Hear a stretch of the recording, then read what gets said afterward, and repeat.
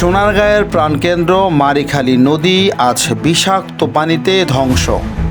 নারায়ণগঞ্জ সোনারগাঁও উপজেলার উপর দিয়ে প্রবাহিত মারিখালী নদী ও পার্শ্ববর্তী বিভিন্ন খালে বিভিন্ন শিল্প কারখানার বিষাক্ত পানির তেজকিয়ায় শরীরে চর্মরোগ সহ বিভিন্ন পানিবাহিত রোগে আক্রান্ত হচ্ছে এলাকার মানুষ। এই পানি পশু খাদ্য ও নিজেদের প্রয়োজনে কোনো কাজেই ব্যবহার করা যাচ্ছে না।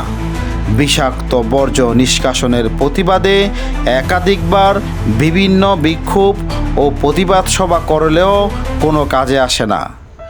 প্রতিকারের জন্য স্থানীয় প্রশাসনের দৃষ্টি আকর্ষণ করছি। জানিয়ে রাখতে চাই, এই নদের দূষণে 15 গ্রামের মানুষের ভোগান্তির শেষ নেই।